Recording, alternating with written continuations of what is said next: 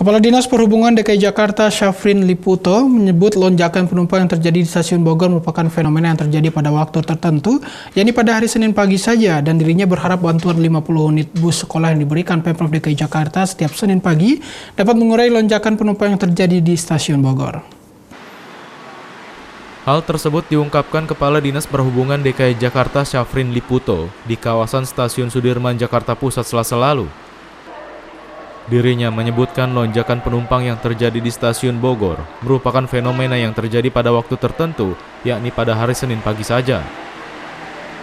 Di mana pada waktu tersebut banyak warga Bogor yang memulai aktivitas kerjanya menuju wilayah ibu kota. Dirinya menambahkan jika pada hari biasa, jumlah penumpang di stasiun Bogor lebih relatif terkendali dibandingkan pada hari Senin lalu. Namun demikian, pada hari Jumat sore lonjakan penumpang tersebut justru terjadi di sejumlah stasiun di ibu kota menuju sejumlah kota penyangga seperti Bogor, Depok, Tangerang, dan Bekasi. Kepala Dinas Perhubungan DKI Jakarta berharap agar bantuan 50 unit bus sekolah yang diberikan Pemprov DKI Jakarta setiap Senin pagi dapat mengurai lonjakan penumpang yang terjadi di stasiun Bogor.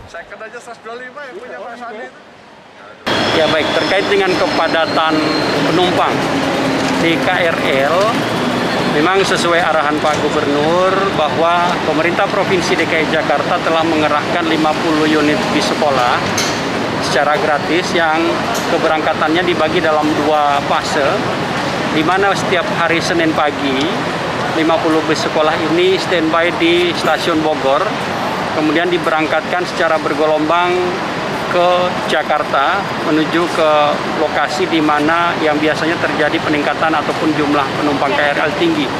Contohnya di stasiun Tanah Abang, Tebet, kemudian Sudirman dan Tanah Abang. Selanjutnya juga ini keberangkatannya hari Senin pagi. Dan kemudian setiap hari Jumat sore di mana terjadi kembali peningkatan penumpang KRL, maka 50 unit bus ini kami distribusi ke 4 stasiun tadi yang ada di Jakarta, kemudian diberangkatkan ke wilayah Bodetabek.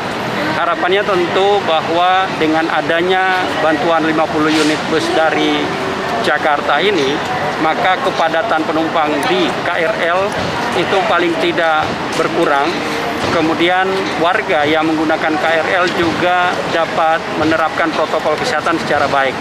Sehingga walaupun di masa transisi Jakarta saat ini sudah dibuka beberapa aktivitas, tentu kita tetap harus menjaga agar pelaksanaan mobilitas warga tetap mengedepankan prinsip protokol kesehatan yang baik. Ada jumlah penumpang di bis itu nggak Pak? Maksudnya ada berapa orang yang atau dari bis itu berapa?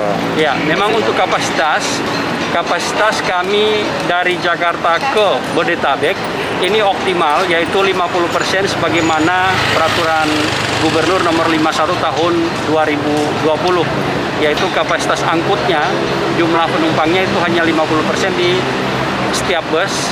Tadinya misalnya bisa memuat 50 bus, maka sekarang hanya 50% atau 15 penumpang saja per bus. Dan ini yang kami lakukan setiap hari Jumat maupun hari Senin. Nah, untuk hari-hari seperti Selasa itu akan berlaku apa gimana Pak?